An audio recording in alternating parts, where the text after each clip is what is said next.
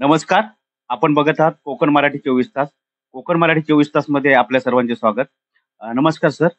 कोकण मराठी 24 तासमध्ये आपलं स्वागत आहे. थोडक्यामध्ये आपला परिचय करून द्या. आपण या ठिकाणी आलात, प्रथम तुमचे मी आभार मानतो.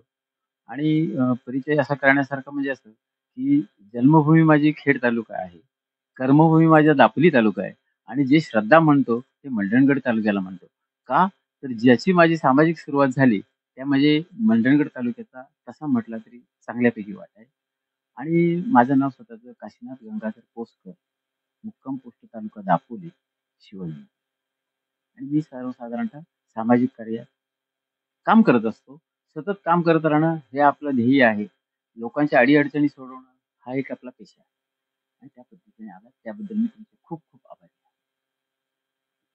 धन्यवाद सर. सामाजिक क्षेत्रामध्ये जे तुमचं योगदान आहे, तुम्ही सामाजिक क्षेत्रामध्ये अजूनपर्यंत जे कार्य केलेलं आहे, त्या संदर्भात जे तुमचे अनुभव आहेत, ते लोकांपर्यंत आपल्याला पोहोचवायचे आहेत. म्हणजे जे तुम्हाला चांगले अनुभव आलेले आहेत किंवा जे अनुभव तुम्ही लोकांना दिलेले आहेत. लोकांचा तुम्ही जे लोकांना मार्गदर्शन केलेलं आहे, त्या संदर्भात जे तुमचं मार्गदर्शन करण्याचा जो किंवा कोणत्या क्षेत्रात योगदान अ, जास्त आहे, त्या संदर्भात थोडक्यात माहिती. काय आहे, ज्यावेळेला सामाजिक क्षेत्रात काम करावं लागतं, त्यावेळेला हा दापोली तालुका तसा दुर्गम आहे. आज तो वस्तूशी दिसताना सगळीकडे रस्ते गेलेत म्हणून तुम्हाला वाटते, की तालुका खूप चांगला सुधारलेला आहे. पण ज्यावेळी आम्ही सामाजिक काम करत होतो, ते साधारणतः 79 साल होतं. आणि त्यावेळेला गावात जाणारे रस्ते नव्हते. जे रस्ते होते ते पूर्णपणे धुळ्याचे, मातीचे, दगड-धोंड्याचे रस्ते होते. अशा वेळेला ज्यावेळेला दापोलीत त्यावेळचे 153 गावं होती आणि 153 गावात माझा समाज आहे. हा जवळ-जवळ आदिवासी समाजासारखाच जवळ-जवळ होता आणि अशा समाजात जाताना वेळेला भाकरी मिळेल की नाही ही पण तरतूद आम्हाला जाताना करून घ्यावी लागायची आणि वेळ पडली तर नदीवर बसून सुद्धा भाकरी खावी लागायची. अशा अवस्थेत आम्ही सामाजिक कार्य केलं. त्या सामाजिक कार्य करत असताना संपूर्ण तालुका एकजूट व्हावा, ही एक ध्येय डोळ्यासमोर ठेवलेलं, की आज आमची परिस्थिती अशी का? तर त्याला पहिलं कारण भेटलं, की एकतर आमची असलेली गरीब परिस्थिती आणि दुसरं म्हणजे आम्ही शिक्षणापासून राहिलेलो वंचित, की ज्या ठिकाणी काही वेळेला शाळेत जाण्यासाठी पलीकडे नदीपासून पलीकडे जायला पूल नाही, साकव नाही. अशा परिस्थितीत ह्या तालुक्यात काम करत असताना जे आम्हाला आलेले अनुभव, काही वेळेला चांगले अनुभव आले, काही वेळेला वाईटही अनुभव आले. पण हे वाईट चांगले दोन्ही अनुभव जरी आले असले, तरी एक जिद्द, की जे माझ्या वडिलोपार्जित जे आलेलं माझ्या रक्तात आलेलं जे क्षेत्र होतं, की तू बाबा थोडंफार तरी सामाजिक काम केलं पाहिजे. आणि हाच उद्देश डोळ्यासमोर ठेवून आपलं भलं झालंय, दुसऱ्याचं भलं व्हावं हाच त्यामागचा उद्देश. आणि त्यामुळे ज्यावेळेला प्रथम सुरुवात करताना कुणबी समाजाचा विचार केला गेला. पण नंतर असं दिसायला लागलं, की कुणबी समाजासोबत इतरही बहुजन समाज आहे, की तोही असा विखुरलेला आहे, की त्याच्यावरही एकजूट नाही. आणि म्हणून मग ते बहुजन समाजाचं काम करायच्या दृष्टिकोनातून आपण हे काम कामाला हात घातलेलं उंच शिखर जर आपल्याला गाठायचं असेल, तर आपल्याला खूप मोठ्या संकटाला सामोरं जावं लागतं. तसं तुम्ही आता जे यश प्राप्त केलेले आहे, त्याच्यामुळे तुम्हाला पण मोठ्या-मोठ्या अडचणीला सामोरं जावं लागलं असेल. तर त्या थोडक्यामध्ये अनुभवलेले अनुभव तुम्ही काय सांगू शकता? आपण जो आता प्रश्न केला आहे, खरोखर अत्यंत महत्त्वाचा प्रश्न आहे, की ज्यावेळेला हे कोणतेही काम असेल, मग सामाजिक असो, राजकीय असो किंवा अन्य कोणतेही काम असो, की ते करण्यासाठी परिश्रम घेतल्याशिवाय वरती जाता येत नाही किंवा उंच शिखरावर पोहोचता येत नाही. हे जसं तुम्ही मला विचारलंत, की ज्यावेळेला आम्ही सामाजिक मीटिंग घ्यायचो, त्यावेळेला जे आता तिथे पूल झालेत, पण नदीतून कमीत कमी छातीभर किंवा गळ्याभर पाण्यातून नदी पलीकडे जावं लागायचं. किंवा केळशीसारखा जो दुर्गम भाग होता, त्या मांदिवली मार्गे जाताना धुळा एवढा असायचा, की मीटिंगच्या ठिकाणी जाण्यापूर्वी स्वतःला निगडीचे टाळे काढायचे, एकमेकाला झाडायचं आणि त्यावेळेला वाहनाची पण सोय नव्हती आणि मग त्या धुळ्यानं माखलेले आम्ही त्या मीटिंगच्या ठिकाणी पोहोचायचो. किंवा एखाद्या ठिकाणी अशी परिस्थिती असायची, की खरोखरच आपण आणलेला डबा, जेवणाचा डबा खाण्यासाठी कुठेही व्यवस्था नसायची. मग अशा वेळेला नदीच्या ठिकाणी बसून, नदीचं पाणी पिऊन तिथे आपण आपलं नाश्ता काय जे नेलेलं असेल ते करावं लागायचं. दुसरी गोष्ट लोकांना तालुक्यापर्यंत येण्यासाठी वेळेला एक एसटी असायची, जायला एक एसटी असायची. दिवसभर माणूस इथे थांबायचा. महत्त्वाची दुसरी गोष्ट म्हणजे या ठिकाणी आम्हाला उभं राहण्यासाठी असं कुठं ठिकाण नव्हतं आणि म्हणून मग आम्हाला कुणबी भवनाची मागणी करणं ह्याच्यामध्ये नुसतंच कुणब्यांचा उदो उदो व्हायचा आहे अशातला प्रकार नव्हता. बहुजन समाजासाठी कमीत कमी रात्री मुंबईतून आलेला माणूस कमीत कमी एक रात्र झोपू शकेल सकाळच्या पहाटेच्या गाडीने किंवा त्याची जशी गाडी असेल त्याप्रमाणे तो त्याच्या गावाला त्याच्या निवासस्थानी पोहोचू शकेल. अशा दृष्टीने आमचा विचार चालू होता आणि मग ही सगळी एकत्रीकरण करून आम्ही एक कुणबी भवनाची जोरदार मागणी केलेली आहे आणि ती जवळ आता ती पूर्णत्वात जाणार आहे. समाजकार्याचा वासा तुम्हाला कसा लाभला? चांगला प्रश्न आहे. तर एक लक्षात ठेवा, मुळात प्रथम तुमच्या ते रक्तात असावं आणि ते रक्तात असलं तरी तुमच्या प्रत्यक्षात वागण्यात आणि हे समाजाला दिसलं पाहिजे की हा खरोखर हा माणूस पोटतिडकीने आपल्यासाठी काहीतरी करतो. मला लहानपणीची एक गोष्ट आठवते की माझे वडील आणि चुलते हे जेवढा गावाच्या मिटिंगला जायचे त्यावेळेला संपूर्ण गाव मिटिंगला बसलेलं असायचं. परंतु चुलत्याने नुसतं खकारा काढला तर जसे शाळेत शिक्षक आल्यानंतर मुलं पिन ड्रॉप सायलेन्स बसतात, तसा संपूर्ण गाव शांत बसायचा आणि ते काय बोलतायत, कसं बोलतायत हे ऐकून याचा ओढा लागला. आणि दुसरी महत्वाची गोष्ट म्हणजे की या दापोली तालुक्यामध्ये आल्यानंतर की लहानाचा मोठा दापोली तालुका होत असताना प्राथमिक शिक्षण, माध्यमिक शिक्षण आणि कॉलेज जीवन हे सगळं पूर्ण दापोली तालुक्यात गेलं. परंतु ज्यावेळेला मला कैलासवासी जी.डी. सकपाळ यांच्याशीच मी संपर्कात आलो, त्यावेळेला मला कळलं की समाज काय असतं. आज मंडणगड तालुक्यात जे झालंय, ते त्यांच्या ईर्षेने किंवा त्यांच्या कृपेने झालेलं आहे. म्हणून तसंच दापोली तालुक्यात काहीतरी घडावं. आज दापोली तालुका तसं म्हटलं तर एकत्र नाहीच आहे. परंतु हा वसा जो आला तो माझ्या वडिलोपार्जित. अशा याच्यातून हा माझ्याकडे वसा आला. दुसरी महत्वाची गोष्ट म्हणजे वडील आणि चुलते यांचा वसा जसा तुम्हाला लाभला होता, त्याच संदर्भामध्ये जेव्हा तुम्ही समाजामध्ये जेव्हा कार्य करत होता, त्यामध्ये तुम्हाला तुमचे मित्र असतील किंवा इतर कोण मार्गदर्शक तुम्हाला लाभले होते? अ, ज्यावेळेला ह्या कामाला सुरुवात झाली 3 ऑक्टोबर 1979 या रोजी ज्यावेळेला या ग्रामीण शाखेची सुरुवात झाली, कुणबी समाज संघ मुंबई त्याची ग्रामीण शाखा दापोलीमध्ये ही 79 साली आली आणि त्यावेळेला आमचे पहिले अध्यक्ष कैलासवासी काशीनाथ लक्ष्मण गोरिवडे देवके या गावचे होते आणि त्यांना पहिल्यापासून हा कुणबी समाज चांगलेच चांगलं प्रगतीपथावर कसा येईल असं त्यांचा त्यामागचा होता आणि त्याचसोबत त्यांची असलेली त्यावेळची कमिटी की जे त्यांच्या वयाचे म्हणजे जवळ-जवळ मी ज्यावेळेला काम करत होतो त्यावेळेला ती माणसं कमीत कमी 50शीच्या घरात होती आणि मी साधारणतः 22-23 ह्या वयापर्यंत असेल आणि मग हे काम करत असताना त्यांनी मला असं प्रोत्साहन दिलं, की आज तालुक्यातली किती जणांची मी नावं घेऊ, की ज्यांच्यामुळे मी प्रगतीपथावर आलो. तसंच त्याच याच्यामधले सेक्रेटरी त्यावेळचे सेक्रेटरी रमेश मारुती बुव्हड ही त्यावेळेला माझ्यासोबत काम करत होते. कैलासवासी शिवाजीराव राजाराम शिगवण ही माझ्यासोबत त्यावेळेला काम करत होते आणि हे त्यावेळेला सगळी लोकं काम करत होती आणि ही जी काही प्रमुख मंडळी आहेत, की आसूतमधले आमचे एक कडू म्हणून आहे. त्या टांगरमधले सापटे म्हणून आहेत किंवा आमचे कादिवलीमधले बाईत म्हणून आहेत किंवा कानसे म्हणून देहेडमधले आहेत. अशी किती नावं घेऊ, की कर्जाळीसारखं गाव जे एका कोपऱ्यातलं गाव तिथे खापरे नावाचे ग्रस्त आहे किंवा टेटवलीमधले भिकू कदम आहे. ही अशी सगळी मंडळी त्यावेळेला मला लाभली आणि कोणताही प्रश्न असेल, मग तो कौटुंबिक प्रश्न असेल किंवा नवरा-बायको यांचं कुठेतरी विदुष्ट निर्माण झालं असेल, असं काही असेल किंवा अन्य आणखीन त्याच्यापेक्षा वेगळ्या खालच्या दर्जाचे पण किंवा ते अघटित घडलेले असेल, अशा ठिकाणचे जेव्हा प्रश्न असायचे, त्यावेळेला आम्हाला इच्छा व्हायची, की बोलायचंय. मग ही जी आमची वयोवृद्ध माणसं होती, की "बोल पोरा, तुला काय बोलायचंय ते बोल. चुकलास तर आम्ही तुझ्या पाठीशी उभे आहोत." आणि यांच्यामुळे जी स्फूर्ती मिळाली, की आपल्याला स्टेज डेअरिंग आलं, की एक वेळ असं सांगतो, की कादिवलीमध्ये गावाची सत्यनारायणची पूजा होती आणि त्यावेळेला नेमकं म्हणजे लाईट गेला आणि त्यावेळेला पडद्यावरचे सिनेमा हे सगळ्यात जास्त प्रसिद्ध असायचे आणि लाईट गेल्यानंतर मला पहिल्यांदा बोलायला सांगितलं. आता बोलायचं काय? लाईट तर गेलेलं आहे, माईक बंद आहेत सगळे. पण तरी मी तिथे त्यावेळेला 5 मिनिटं बोललो. हे जे स्टेज डेअरिंग असतं, हे मला ह्या सगळ्या बुजुर्ग मंडळींपासून मिळालेलं आहे आणि त्यामुळे बोलण्याची इच्छा, मग कोणताही विषय असो, मग तो सामाजिक असो, क्रीडा असो, कला असो किंवा सांस्कृतिक असो, या सगळ्यांमध्ये मला ज्यांनी योगदान दिलं, ह्या योगदान दिलेल्यांचा मी खरोखरच खूप ऋणी पण आहे आणि आभारी पण आहे. आणि त्यामुळेच मी आज दापोली तालुक्यामध्ये काम करत असताना कोणत्याही क्षेत्रातलं काम असो, मी कुठल्याही राजकीय पक्षाचा 4 आण्याचा सदस्य नसल्यामुळे प्रत्येक पक्षातली माणसं ही माझ्याशी तितक्याच निगडीत असतात. तितक्याच आत्मीयतेने प्रश्न विचारतात की बाबा हे असं झालंय, तसं झालंय, काय करायचं, कुठं जायचं? मग हा मार्गदर्शन करण्याचं. तसंच वडील आणि चुलते हे रेव्हेन्यू डिपार्टमेंटमध्ये असल्यामुळे जे तिथलं काम असायचं ते मला सांगायचे किंवा मी वडिलांना सांगायचो, "भाऊ, हे ह्याचं असं काम आहे, तेवढं जरा पूर्ण करून द्या." म्हणजे हे ते असायचं आणि ज्यावेळेला मी क्रीडा क्षेत्रात होतो, त्यावेळेला मी ह्या दापोली तालुक्यातले जेवढे ज्या ठिकाणी कबड्डीचे सामने भरायचे त्या जायचो. तर त्यावेळेला मला म्हणायचे, की "ते आपल्याकडे पुष्कर तलाठी भाऊ येतात किंवा पुष्कर ते सब इन्स्पेक्टर येतात. त्यांचा हा पुतण्या किंवा त्यांचा हा मुलगा."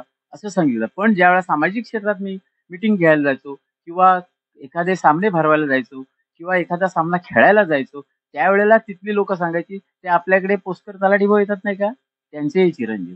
आणि एक वेळ खरोखरच माझ्या वडिलांनी घरी येऊन आमच्या आईला सांगितलं, की "आता मला माझ्या नावाने कोण ओळखत नाही. याच्या नावाने ओळखतात, की हा हा जे आपल्याकडे पुष्कर खेळायला येतात, पुष्कर जे कबड्डी खेळवायला येतात, त्यांचे मी वडील आहे." असं सांगितलं जातं. म्हणजे असो, की आपला मुलगा कोणत्या ना कोणत्यातरी मार्गाने पुढे जातोय, त्याच्याबद्दल त्यांना नेहमीच अभिमान असायचा. प्रत्यक्षात चेहऱ्यावर कधीच दाखवायचे नाही, परंतु त्यांचं पाठीकडून मला खूप मार्गदर्शन असायचं. तितकीच माझ्या आईचं पण मार्गदर्शन आहे आणि तितकेच माझ्या घरातील कौटुंबिक असलेले स्वास्थ्य हे माझ्या मुलांचं, माझ्या पत्नीचं, ह्या सर्वांचं माझ्या पाठीशी पाठबळ उभं आहे आणि म्हणूनच मी आज या क्षेत्रात ताठमानेने उभं आहे. घरी किती अडचणी आल्या तर मी चोख सांगायचो, मी सकाळी बाहेर पडून गेलोय, दुपारी जेवणाची माझी वाट बघायची नाही, कारण मी किती वाजता येईन ते माहीत नसायचं. त्यामुळे घरात सांगितलेलं असायचं, की आणि एक आहे, दुसरी अगदी त्याच्यात महत्त्वाची गोष्ट म्हणजे मी स्वतः वैयक्तिक निर्व्यसनी आहे. साधं तंबाखूचं देखील व्यसन मला नाही. त्यामुळे घरातल्यांचा एवढा गाढा विश्वास आहे, की हा माणूस गेला तरी रस्ता मोजत येणार नाही. हा सरळ आपल्या घरात येईल. मग रात्री कितीही वाजता येवो, पण तो घरी येणार. एवढी माझ्याबद्दल अगदी खात्री होती. आताची जी तरुण पिढी आहे, ती व्यसनाच्या आहारी मोठ्या प्रमाणात गेलेली आहे. अशा पिढीसाठी काय तुम्ही मार्गदर्शन कराल? हां. हा जो तुम्ही प्रश्न विचारलाय, तरुण पिढी व्यसनाधीन झालेली आहे. मुळात ती व्यसनाधीन का झाली? याचा पहिला प्रश्न. आज आम्ही निर्व्यसनी राहिलो, हा ज्याच्या त्याच्या सवयीचा गुण आहे. जर तुम्ही ठरवलंत, की मला ह्या खड्ड्यात उतरायचंच नाही, तर तुम्ही त्यात उतरू शकत नाही. याच्यासाठी तुम्हाला तुमच्या मनावर स्वतःचा ताबा पाहिजे. ही तरुण पिढी जी व्यसनाधीन झाली, त्याला कारण एकच आहे, की आत्ताचं असलेलं राजकारण. ह्या राजकारणात मी मोठा व्हावा, यासाठी लोकं काय करतात, हे आम्ही प्रत्यक्ष डोळ्याने पाहिलं. पण ह्या व्यसन करून जर खरोखरच आपले प्रश्न सुटत असतील, तर का नाही ते तुम्ही व्यसन करता? कशासाठी करता? प्रत्येकाने स्वतःच्या मनाला असं विचारलं पाहिजे, की "अरे मी या व्यसनाधीन झालोय किंवा मी व्यसनात अडकलोय, तर त्याच्यासाठी मला मोकळा होण्यासाठी मार्ग काय आहे का?" आहे ना. तुमच्या स्वतःच्या मनावर असलेला ताबा हाच तुम्हाला व्यसनातनं मुक्त करू शकतो. आणि ही जी व्यसनाधीन झालेली पिढी आहे, ही व्यसनामुळे शिक्षणाकडे दुर्लक्ष केलं. आणि दुसरं त्यामुळे कारण असं झालं, की जी काही शिकलेली आहे, त्यांना नोकरी नाही. का नोकरी नाही? मला माहीत नाही. पण जर त्याचा पूर्णपणे फॉलोअप घेतला किंवा पूर्णपणे विचार केला, की ज्या कॅटेगरीसाठी जे शिक्षण पाहिजे ते आपल्या दापोली तालुक्यात मिळत नाही. आणि ते न मिळत असल्यामुळे ही बेकारीची परिस्थिती वाढलेली आहे आणि त्याला तितकंच जबाबदार आत्ताचं असलेलं सरकार किंवा जे अजूनपर्यंत असलेलं सरकार यांनी तरुणाकडे ज्या पद्धतीने लक्ष द्यायला पाहिजे, त्या पद्धतीने अजिबात लक्ष दिलं नाही. आणि माझे तर असं म्हणणं आहे, की आज दापोली तालुक्यामध्ये कुणबी छात्रालय आहे. त्या ठिकाणी मुलांना शिक्षण कोकण कृषी विद्यापीठाची असलेली संस्था, की जिला संपूर्ण जगात मान्यता आहे, की जो आपला हापूस आंबा, हा जगप्रसिद्ध हापूस आंबा आहे. मग या ठिकाणी मुळात आपल्या कोकणातील मुलं किती शिकतात? हा महत्त्वाचा प्रश्न आहे. मग इथे येणारी मुलं कुठची आहेत? ती इतर राज्यातून येणारी आहे, परदेशातून येणार आहे. मग आपण का पुढे जात नाही? मग ज्यावेळेला इथे कोकण कृषी विद्यापीठ येणार आहे किंवा येऊ घातलेलं आहे, अशा वेळेला इथली तालुक्यातली किंवा दापोली किंवा रत्नागिरीतली अशी जी परिस्थिती आहे, ही शिक्षणाचं परिस्थिती बदलायला पाहिजे. ज्यावेळेला आम्ही इंजिनिअरिंगला ॲडमिशन घ्यायला जातो, त्यावेळेला ते फक्त पी-सी-एम म्हणजे मॅथेमॅटिक्स, फिजिक्स आणि केमिस्ट्री याच्या मार्काची टक्केवारी बघतात. टोटल टक्केवारी ते अजिबात बघत नाही. म्हणजे टोटल टक्केवारी 80% ने तुम्ही पास झाला असलात, पण याच्यात किती टक्के मिळालेत, ह्या 3 ग्रुपमधले किती टक्के मिळालेत, याच्यावर तुमचं इंजिनिअरिंगचं ॲडमिशन होत होतं. आता त्याच्यात आणखीन नेट-बीट हे सगळ्या नवीन-नवीन परीक्षा आल्यात. पण यासाठी या आजच्या तरुणांनी खरोखरच व्यसनापासून अलिप्त राहावं, या व्यसनाने कुणाचाच संसार चांगला होत नाही किंवा तुम्हालाही पुढच्या भविष्यात त्याचा काही फायदा होणार नाही. आणि याचा गैरफायदा आत्ताचे असलेले राजकारणी पूर्णपणे करतात, की लोकांना किंवा तरुणांना थोडीशी दारू पाजली किंवा त्यांना जेवणाची व्यवस्था केली, की तो संपूर्ण आपला होतो. तो असा विचार करत नाही, "अरे, मग तू त्यापेक्षा त्यांना नोकरी द्या, त्यांना रोजगार द्या." आणि रोजगार देणं ही आजच्या काळाची गरज आहे आणि ती जर निपटली, तर नक्कीच याच्यातला काहीतरी चांगला मार्ग निघू शकेल. आताच्या तरुणांनी व्यवसायामध्ये उतरणं ही काळाची गरज आहे का? तर काळाची गरज आहे. लक्षात यायला पाहिजे, की आज आपल्याकडे फक्त दापोली तालुक्याचा आपण विचार करू, येणारा माल हा कुठून येतो? मग जर आपल्याकडे तो माल आपण तयार केला आणि इथल्या ग्राहकाला सवय लावली, की बाबा हा आपला माणूस तिथे टिकला पाहिजे. मग जर म्हणजे बाहेरचं येणारं, आज साधा पोल्ट्रीसारखा विषय घ्या, की कराडवरून, सांगलीवरून, साताऱ्यावरून अंड्याच्या गाड्यांचे ट्रकच्या ट्रक येतात. मग आपण शेतीसोबत एखादा 100 पक्ष्यांचा उद्योग का करू शकत नाही? मग तुम्हाला बाजारभाव मिळत नाही हे आम्हालाही कळतं, की तुम्ही जेवढं खाद्य खायला घालता तेवढे पैसे तुमचे वसूल होत नाही. पण निदान कमीत कमी घरात खाण्यासाठी तरी होतील. बाजारातनं विकत आणण्यापेक्षा निदान घरातल्यानं तरी तुम्ही वापरू शकता. आणि बाजारात घेणारी लोकं आहेत ना. आज इतर एवढी अंडी जातात, ट्रक-ट्रक येणारा माल संपतो. मग आपल्याकडे असलेला कुठेतरी आणि त्याच्यासाठी सहकार रुजवणे काळाची गरज आहे. जर सहकार तत्त्वावर तुम्ही सर्व काही सुरू केलं किंवा ते व्हावं आणि दुसरी गोष्ट, की आपल्याकडे उद्योगधंदा उभा राहण्यासाठी पतसंस्था आहे. तुम्ही त्यांच्याकडून कर्ज घ्या. एखादा उद्योग सुरू करा. पण जो असा उद्योग सुरू करा, की ज्या उद्योगाला कॉम्पिटिशन नसेल. आज मला सांगा, की मेकॅनिकल आज इतक्या गाड्या तयार आहेत. शहरात सुद्धा आपल्या इतक्या गाड्या येतात, बाहेरून गाड्या येतात. साधं 4 पाने घेऊन जरी आपण रस्त्यावर बसलो आणि तुमच्याकडे खरोखर ते टेक्निक चांगलं आहे, ती सुसूत्रता तुमच्याकडे आहे. एखादी कुठलीही फोर व्हीलर असो, टू व्हीलर असो किंवा अन्य कोणतीही गाडी असो, ती तुम्ही लिहिल्यास चांगली करता, तर नक्कीच तुमच्याकडे गिराईक धावून येईल आणि तुम्हाला नक्कीच पैसा मिळू शकेल. कबड्डी क्षेत्रामध्ये तुमचं मोठं योगदान आहे. तर त्या संदर्भात तुम्ही काय सांगाल? चांगला प्रश्न विचारलात, की खरोखर माझ्या मनापासून ज्याच्यावर मी प्रेम केलं. क्रीडा हा माझा लाईफचा विषय आहे, की जेणेकरून मी असं तुम्हाला वाटेल प्रश्न पडेल आता, की मी काय खेळलो नाही. या दापोलीत आमच्याकडे चांगलं मैदान, आझाद मैदानसारखं आहे. परंतु आम्हाला हॉकी हे कधीच मला खेळता आलं नाही. पण kabaddi, kho kho, cricket, volleyball, football, carrom, अगदी विटी-दांडू, लगोरी इथपर्यंत आम्ही सगळे गेम खेळलेलो आहोत.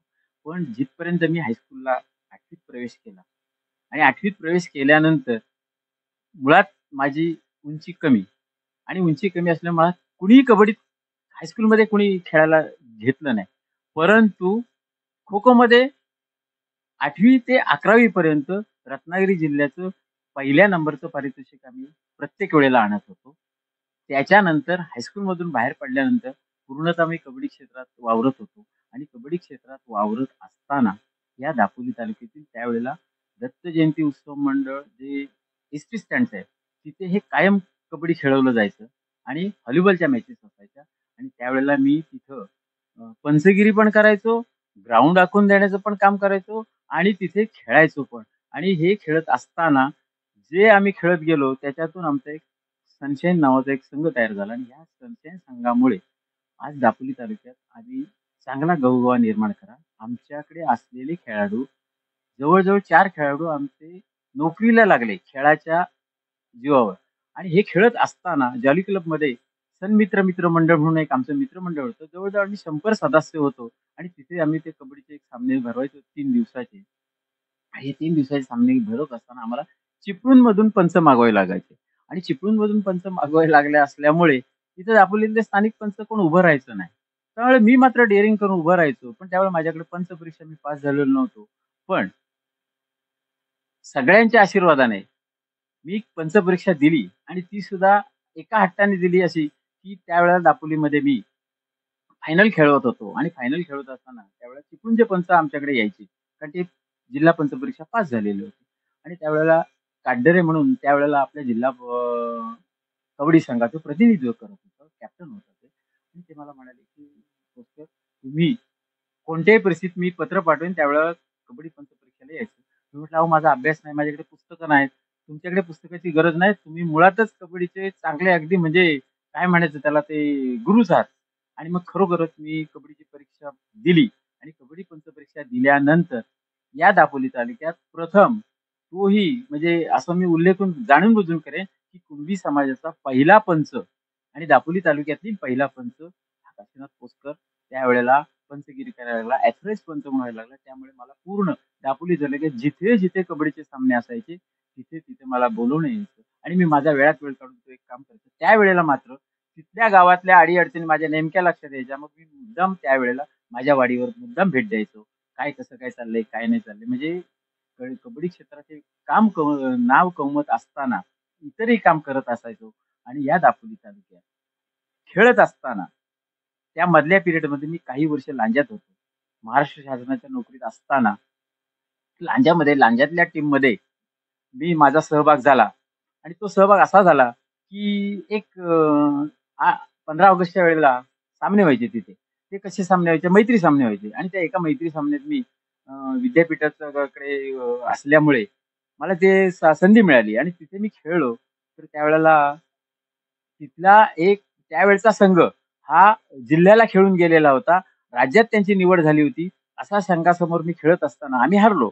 परंतु जो त्यांचा कॅप्टन होता, त्याने प्रथम एंट्री केली आणि प्रथम एंट्री करत असताना असलेल्या पब्लिकने त्याला कडकडून टाळ्या वाजवल्या. त्यावेळेला मी ठरवलं, की हा कोणतरी मोठा माणूस आहे किंवा चांगला खेळाडू आहे आणि त्याला आल्या-आल्या पहिल्याच ह्याला आम्ही पकड केली आणि ती पकड केल्यामुळे तिथले शामराव पानवलकर त्यावेळचे मला वाटते जिल्हा परिषद सदस्य होते. त्यांनी मला ₹10 पारितोषिक दिलं आणि त्याच्यानंतर मी कायम लांजा टीममध्ये कायम खेळत होतो आणि त्यांच्याकडे खेळत असताना मला 2 वेळेला जिल्हास्तरीय खेळण्याची संधी मिळाली आणि जिल्हास्तरीय खेळण्याची संधी मिळताना मला त्यावेळेला दोन्ही वेळेला जिल्ह्याच्या टीममध्ये माझं सिलेक्शन झालं.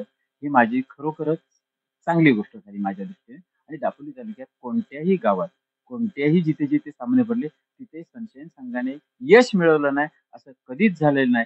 पण जिथे हारलो, तिथे अगदी स्वखुशीने हारलो. कारण आम्ही आमचं ब्रीदवाक्य होतं, "हारेन तर 100 ने, जिंकेन तर 100 ने." अशा पद्धतीने आम्ही खेळत होतो आणि ह्या क्रीडा क्षेत्रात जे मला लोकं ओळखायला लागली, की खेळणारा माणूस वेगळा, पण प्रत्यक्षात बाहेरून बघणारे हजार चेहरे असतात. त्याने आपलं बोललं, हाक मारली तर आपण समाधानाने त्याच्याकडे विचारायचं, नमस्कार करायचा. पण नंतर पुढे गेल्यानंतर विचारावं लागायचं, "अरे, हा नेमका कोणत्या गावातला होता?" अशी परिस्थिती आहे.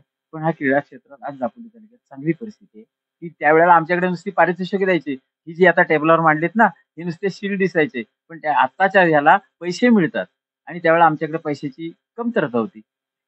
याच खेळाच्या अनुभवावर किंवा जीवावर मला कॅनरा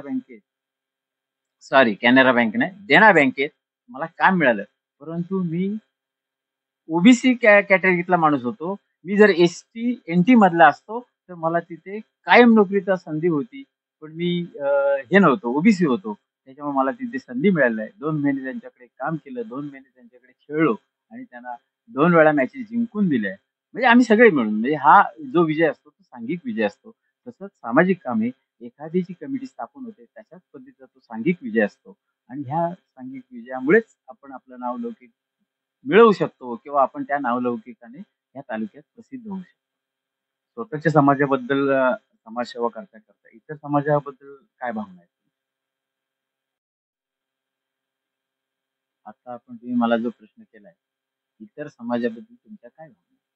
बरोबर आहे, की हा जो समाज आहे, ह्या जातीव्यवस्थेवर पुढे गेलेला आणि ही जातीव्यवस्था म्हणजे आता तुम्हाला अगदी थोडक्यात उदाहरण द्यावं, की खराची एकची धर्म, खरा तो एकची धर्म, जगाला प्रेमा अर्पा. हे पूज्य साने गुरुजींचं वाक्य आहे. हे काय म्हणतंय? की खरोखर तुम्ही जे काही काम करता, ते जगाला अर्पा. त्या लोकांना अर्पा. मग जसं तुम्ही म्हणता, की तुम्ही तुमच्या समाजाची सेवा करत असता इतर समाजाबद्दल तुमच्या भावना काय? नक्कीच त्यांच्याबद्दलच्या भावना माझ्या चांगल्याच आहेत आणि चांगल्याच राहणार आहेत. का राहणार आहेत? की आज ज्यावेळेला मी कबड्डी क्षेत्रात खेळतो, त्यावेळेला माझ्या एकाच समाजाची मुलं नसतात किंवा एकाच समाजातली संघात खेळत नाही. वेगवेगळ्या समाजाची मुलं खेळत असतात. मग ती उच्च असतात, नीच असतात, सगळे असतात. म्हणजे इथे माझा कुठे काही दुजाभाव नाहीये, की माझ्याच समाजाचा संघ आहे, असं काही नाहीये. जसे इतर समाज आहेत, त्याच्यामध्ये ज्यावेळेला मी मगाशी उल्लेख केला, पंढरी, तेली, बौद्ध समाज सुद्धा. म्हणजे असं नव्हे, की आज आपल्या 18 पगड वाड्या. आज आपल्या तालुक्याचा विचार केला, तर चंद्रनगर असं एकमेव गाव होतं त्यावेळेला, की त्याच्यात फक्त कुणबी होते. पण सडवलीसारखं गाव होतं, की त्यात कुणबी नव्हते. हां, म्हणजे अशा अवस्थेत ज्यावेळेला इतर वाड्यांचाही तसाच पद्धतीने विचार करा. आज मला सांगा, की कुणबी समाजाबद्दल का जास्त आस्था किंवा इतर समाजाबद्दल आस्था नाही असाही प्रकार नाही. पण मला सांगा, की जर पूर्वापार विचार करत आला, तर साधं नांगर भरायचा असला, तरी सुतार समाजाकडे जावं लागायचं. त्याला पडपणी द्यावं लागायचं. किंवा माझे केस कापायचे आहेत किंवा दाढी करायची आहे, तर मला नाभिक समाजाकडे जावं लागत होतं. म्हणजे त्याला काहीतरी त्यावेळी पूर्वी आपण पडपणी देत होतो. आता आपल्याला पैसे द्यावे. म्हणजे हे इतर समाज हे व्यावसायिक होते, की त्यांना त्यांच्याकडे त्यांच्या जातीनुसार इव्हन कुंभार असेल, भंडारी असेल किंवा अगदी मी म्हणतो की सुतार, इव्हन चांभार सुद्धा, की ते निदान चपला शिवत होते. पण कुणबी समाजाला असं कोणतं साधन नाही. त्याने फक्त शेत पिकवायचं आणि पिकलेल्या शेतातलं धान्य दुसऱ्याला द्यायचं. का दुसऱ्याला द्यायचं? की मला माझे केस कापायचे तर मला आज माझ्याकडे पैसे नाहीत आणि त्यावेळेस त्यांनी नोटा नव्हत्या किंवा चलन कमी होतं. अशी गरीब परिस्थिती असलेल्या लोकांना बहुजन समाजाला एकत्र घेतल्याशिवाय ही सगळा राहाडगाडा किंवा गावगाडा चालू शकत नाही आणि म्हणून प्रत्येक गावात हे प्रत्येक समाजाची लोकं तिथे त्या ठिकाणी तशा पद्धतीची असायची.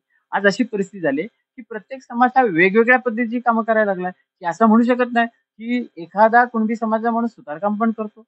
म्हणजे ही झालेली त्याच्यातला परिवर्तन आहे किंवा त्याच्यातला झालेला बदल. अशाच पद्धतीने प्रत्येक समाजाने वेगवेगळ्या पद्धतीने व्यवसाय निर्माण करण्याची हा एक दृष्टिकोन ठेवायचा. आणि तुम्ही असं असं जर तुम्हाला असं वाटत असेल, की मी फक्त माझ्या समाजाचाच विचार करतो, असं अजिबात समजू नका, की माझ्याकडे माझे दोस्त मंडळी किंवा माझ्या जवळची मंडळी ही सर्व समाजाची आहे, की असं काही नव्हे, की मी फक्त कुणबी समाजाच्या जवळ आहो. आज माझं ज्यावेळेला या दापोली तालुक्यात ओळख होते, त्यावेळेला इतर समाजही माझ्या तितक्याच पोटतिडकीने विचार करतो, की आज मी ओबीसीचं काम करतोय. आज राष्ट्रीय ओबीसी महासंघाचा दापोली तालुक्याचा मी अध्यक्ष म्हणून काम करतोय. हे का करतोय? मग ओबीसीमध्ये 18 पगड जाती येतात. मग ह्या 18 पगड जाती हे माझे मित्र असतील किंवा मी त्यांच्यासोबत संघटित आहे म्हणून ते काम करू शकतो. म्हणजे असा विचार करा, की तुमचा जो हा प्रश्न विचारला तो चुकीचा नाही. परंतु इतर समाजाबद्दल तेवढीच आस्था आपण ठेवलेली आहे, की कारण की बहुजन समाज हाच आपला गाभा आहे. की जे पुढारलेले समाज आहेत, ते कधीच आपल्याला मागे वळून बघणार नाहीत. ते आपल्याला प्रत्येक वेळेला वेगळ्या पद्धतीने राबवतील किंवा वेगळ्या पद्धतीने वागवतील. म्हणून आपण प्रत्येकाने पुढे जाण्याचा प्रयत्न करण्याच्या दृष्टिकोनातून हा एक आमचा छोटासा माझा प्रयत्न आहे, की जेणेकरून प्रत्येक गरीब समाज हा पुढे यावा आणि त्याच्यासोबत मुळात या ठिकाणी असलेली लोकवस्तीचा विचार केला तर 60-65% हा कुणबी समाज आहे आणि उरलेल्या इतर ह्याच्यात 30% इतर समाज आहे. मग पहिल्यांदा प्रथम क्रमांकाने जर मी विचार करायला गेलो, तर मग माझ्या प्रथम कुणबी समाजाचा विचार करायचा. पण कुणबी समाजाचा विचार करत असताना इतर समाजाला तितक्याच जवळ घ्यायला पाहिजे, की आज आमची इतर विचार केला तर आम्ही मोठ्या भावाची भूमिका निभावतो. हे सगळे आमचे छोटे भाऊ आहेत. ह्या सगळ्यांना आम्ही एकत्र करून हे सगळं तालुक्याचं राहटगाडगं योग्य पद्धतीने चालवत असतो. समजा एखादा विद्यार्थी सत्कार असेल किंवा एखाद्याने केलेली चांगली कला असेल, याचा सत्कार करताना आम्ही हा विचार करत नाही, की फक्त कुणब्यानाच आपण सत्कार करायचा आहे. त्या समाजातले किंवा त्या गावातले असलेल्या इतर समाजांच्या मुलांनी केलेली प्रगती ही आम्हाला तेवढीच स्तुत्य आहे, की गावात हे समाज कशामुळे पडले हाही आपण वेगळ्या पद्धतीने विचार केला पाहिजे, की तुमच्या व्यवसायामुळे तुमचे समाज पडले. असं कोणी म्हटलेलं नव्हतं. जो जन्माला येतो, तो त्या पोटी जन्माला आला म्हणजे त्याने तो व्यवसाय स्वीकारावा असं काही नाहीये. आणि मग ही जाती धर्म कुणी केलं? म्हणजे ह्याच्यात कुठेतरी चातुर्वर्ण्याचा भाग आहे. हे मी स्पष्टपणे बोलेन, की मला ह्याच्यात काही वाटतच नाही, की जेणेकरून आम्हाला वेगळ्या पद्धतीने बाजूला ठेवलं गेलं. जर आम्ही म्हटलं असतं, की आम्हाला शिक्षण पाहिजे, मग शिक्षणाची दारं कुणी बंद केला? मग शिक्षणाची दारं पुढारलेल्या समाजानेच बंद केली ना. पहा बरं मला सांगा, की महात्मा फुले, महात्मा ज्योतिबा फुले किंवा सावित्रीबाई फुले यांनी जर शिक्षणाची दारं आपल्यासाठी खुली नसती केली, तर हा बहुजन समाज शिक्षित झाला नसता. एका कुठल्यातरी विशिष्ट समाजाकडे शिक्षणाची दारं आहे. आज शाहू महाराजांनी 50% आरक्षण दिलं. त्यावेळेला आरक्षण दिलं. जर छत्रपती शिवाजी महाराजांनी असं सांगताना सांगितलं, की बहुजनांच्या किंवा शेतकऱ्याच्या भाजीच्या देठालाही धक्का लागता कामा नये. मग अशा राज्यात ज्यावेळेला आपण राहतो किंवा अशा पुनीत झालेली म्हणजे ही दापोली तालुका हा शिवाजी महाराजांच्या पदस्पर्शाने पुनीत झालेला दापोली तालुका आहे किंवा तिथे म्हणजे मंडणगड आहे, पालगड-सारखं ठिकाण आहे किंवा दुसरं म्हणजे दाभोळमध्ये अशा सगळ्या ठिकाणी शिवाजी महाराजांचं अस्तित्व होतं. मग अशा वेळेला आपली इथली माणसं किंवा आपली इथली तरुण पिढी किंवा आपली इथली असलेले आपण आपला वारसा पुढच्या पिढीला देण्याच्या दृष्टीने आपण ह्या पद्धतीने काम केलं पाहिजे, असं मला नेहमी वाटतं. आणि म्हणून असा तुमच्या ज्या प्रश्नाचं उत्तर आहे ते एवढंच देऊ शकतो, की आपल्याला नुसतंच फक्त कुणबी समाज नाही, तर त्याच्यासोबत असलेल्या बहुजन समाजाचाही विचार करावा आणि त्या दृष्टीने मी तरी स्वतः की बहुजन समाजाशी माझी चांगल्या प्रकारची दोस्ती आहे. त्यांच्या अडी-अडचणी वेळप्रसंगी केव्हाही सोडवण्याची आपली तयारी असते. म्हणून मी आज दापोली तालुका ओबीसी राष्ट्रीय ओबीसी महासंघाचा अध्यक्ष होऊ शकलो. का अध्यक्ष मला केलं? की मला बहुजन समाजाची आवड आहे किंवा त्यांच्याशी आपण खेळीमेळीने राहू शकतो, अशा पद्धतीचं असल्यामुळे की हा कार्यक्रम अजूनपर्यंत आपण अशा पद्धतीने चालवला आणि हे काम करत असल्यामुळेच आज मी त्या योग्यतेचा आहे, हे मी मलाच प्रश्न कधी-कधी विचारतो, की मी खरोखरच या योग्यतेचा आहे का? मग ज्यावेळेला लोकं ज्यावेळेला माझी कसून चौकशी करतात आणि तुमच्यासारखी व्यक्ती म्हणजे खरोखर आज तुम्ही या ठिकाणी आलात आणि आज माझी मुलाखत घेताय, ही तुम्हाला कुठेतरी माझ्याबद्दल चांगलं कळलं म्हणून ना. आज तुम्ही कुठल्या समाजाचे आहेत हे मी तुम्हाला विचारलं नाही किंवा तुम्ही मला विचारलं नाहीत, की तुम्ही कुठल्या समाजाचे आहात म्हणून मी तुमची मुलाखत घ्यायला येऊ. म्हणजे हा जो समतोल आहे, हा समतोल आपणच सांभाळायचा असतो आणि ह्या जर दापोली तालुक्याला ऊर्जित अवस्थेत आणायचं असेल, तर बहुजन समाजाला धरूनच आपल्याला एकत्र काम करावं लागेल, असं मला वाटतं. हा जो समाजभूषण पुरस्कार जो तुम्हाला भेटलेला आहे, त्याबद्दल भावना तुमच्या आहेत, त्या आम्हाला ऐकायला आवडतील. हा समाजभूषण पुरस्कार मिळाला, त्याच्याबद्दल मलाही माझं खूप भरल्यासारखं वाटतंय, की आजपर्यंत मी जे काही केलंय, मग काय केलंय, काय नाही केलंय, चांगलं केलंय, वाईट केलंय, याचा कुठेतरी लेखाजोखा केला. आणि आज तुम्ही माझ्या इथपर्यंत येऊन ही जी माझी मुलाखत घेतात, त्याबद्दल मी तुमचे प्रथम आभार मानतो, की आज तुम्ही मला कुठेतरी प्रकाशित करताय किंवा मला कुठेतरी मी अंधारात असेल किंवा मी आजपर्यंत अंधारात होतो, ते तुम्ही तुमच्या दृष्टीने जे काही काम करताय, ते तुम्ही मला दापोली तालुक्यात प्रसिद्ध करताय. त्याबद्दल मी तुमचे खूप खूप आभारी आहे. आज हा समाजभूषण पुरस्कार मिळाला. याच्यामागे कोणाचे हात आहेत, काय आहेत मला आजपर्यंत माहीत नाही. आज समाजभूषण पुरस्कार देताना त्यांनी शिवराज्याभिषेकाचा दिवस निवडला. त्या दिवशी शिवराज्याभिषेक रायगडावर झाला. तसंच आज आमचा पण एक राज्याभिषेक झाला, की तो असा राज्याभिषेक झाला, की याच्यापुढे आम्हाला आमच्यावर बंधनं आली, की तुम्ही याच्यापेक्षा चांगलं काम करावं. आज जरी आम्ही वयाची 68वी गाठली असली, तरी आज तुम्हाला तारुण्यात आम्ही नेतोय. तुम्ही याच्यापेक्षा आणखीन चांगलं काम करावं आणि त्यांनी त्यांच्या ज्यावेळेला भावना व्यक्त केल्या, त्यावेळेला तुमच्यापासून आम्हाला इतरांना स्फूर्ती द्यायची आहे. तुम्हाला जो समाजभूषण आम्ही पुरस्कार देतो, हा पुरस्कार जो ज्यावेळेला देत होतो, त्यावेळेला तुमची निवड करताना आम्हाला खूप श्रम आले, की तुमची निवड झाली त्यावेळेला तिथला अध्यक्ष, ज्या समाजभूषण पुरस्कार देणारे स्वराज्य संस्थेचे अध्यक्ष मला ज्यावेळेला म्हणाले, की "साहेब तुम्ही काही करा, पण हा पारितोषिक घेण्यासाठी या." म्हणजे त्यामागे काहीतरी त्यांच्या मनात काहीतरी असेल आणि खरोखरच की माझं नाव सुचवणारी जी व्यक्ती असेल किंवा माझ्या नावाबद्दल किंवा माझ्या कार्याबद्दल ज्यांनी प्रसिद्धी दिली असेल, त्या माणसाचं नाव आजही मला कळलेलं नाही किंवा आजही मला कळत नाही. आणि मग हा ज्यावेळेला विचार केला, तेव्हा मगाचच्या प्रश्नाला मी तुम्हाला परत कलाटणी देतो, की तरुणांबद्दल तुमचं काय मत आहे? या दापोली तालुक्यात कुणबी विकास सहकारी पतसंस्था मर्यादित लांज्याची 6वी शाखा दापोलीत आपण स्थापन करून घेतली. ती कशासाठी घेतली, की आज पैसेवाले सगळेच आहेत असं मला वाटत नाही. पण आज तुमच्यासारखी व्यक्ती असेल, की तुमच्या आता वेळेला किती तुम्ही लोकांना मदत करू शकता? 1000, 2000, 3000, 4000, 5000 याच्यापेक्षा काही तुम्ही जास्त मदत करू शकता. पण आज आपण कमीत कमी लोकांना अगदी 5,000 पासून 50,000 पर्यंत, 50,000 पासून लाखापर्यंत आणि लाखापासून जवळ-जवळ 40 लाख, 50 लाखापर्यंत मदत करू शकतो. कर्जरूपी मदत करू शकतो. हे त्यामागचं कार्य किंवा हे त्यामागचं जे काय असेल फलित, की जेणेकरून माझ्या समाजातला, बहुजन समाजाला कारण ही जी पतसंस्था आहे, ही कुठल्या एका समाजाची नाहीये. ती बहुजन समाजासाठी आहे आणि त्यामध्ये आलेल्या बहुजन समाजाला आपण उद्धरण्याचा प्रयत्न करणार आहोत. आणि मग हा समाजभूषण जेव्हा पुरस्कार प्राप्त झाला किंवा हे जे सन्मान चिन्ह देण्यात आलं, ह्या देण्यामागचा त्यांचा उद्देश हाच आहे, की त्यांना आमच्याकडून आणखीन थोडंफार काम करून घ्यायचं असेल आणि तुम्ही तरुणाला मार्गदर्शन करू शकता, की तुमच्याकडे असलेली युवा शक्ती, तुमच्यासोबत असलेलं क्रीडेबद्दल परिश्रम, तुमच्याजवळ असलेले कलेचं क्षेत्र, ह्या सगळ्या क्षेत्रात तुम्ही परिपूर्ण आहात आणि परिपूर्ण असल्यामुळे ज्या पतसंस्थेबद्दल मी तुम्हाला सांगत होतो, की ती एका समाजासाठी नाहीये. ती बहुजन समाजासाठी आहे, सगळ्यांसाठी आहे आणि त्याच्यातून आपल्याला उद्योजक निर्माण करायचे आहेत.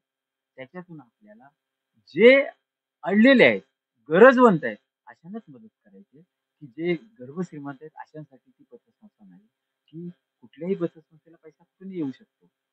कोणी देऊ शकतो. पण आज गरीबाला जे साधारण बुडत्याला काडीचा आधार, अशा पद्धतीची प्रवृत्ती आपण या पतसंस्थेमार्फत ठेवलेली आहे.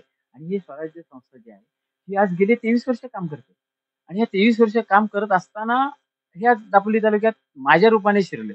मला त्यांनी आज प्रोत्साहन दिलंय.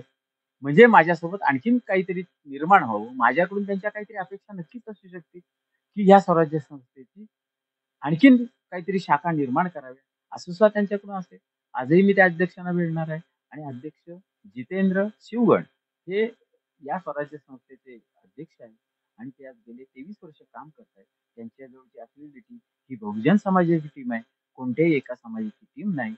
जे पतसंस्थाची मी मागापासून उल्लेख करतोय, ही लांजेची पतसंस्था आहे आणि ती बहुजन समाजासाठीच काम करते. आणि मात्र इथं मी ज्यावेळेला काम करत होतो, ते कुणबी समाजाचंच काम करत होतो. परंतु कुणबी समाजाचं काम करत असताना कुणालाही दवाखान्याची अडचण येऊ, वकिलासंदर्भातली अडचण येऊ, रेव्हेन्यू खात्यातली अडचण येऊ, मग तो कुठल्या समाजाचा आहे याचा कधी आपण विचार केला नाही. तो आपला मित्र आहे, त्याचं कुठून तरी आपल्याला काम करून द्यायचंय, हाच डोळ्यासमोर उद्देश ठेवला आणि त्याच्यासाठी मला माझ्या वडिलांचं, चुलत्यांचं, माझ्या पत्नीचं, ह्या सगळ्यांचं लाभ मिळाला.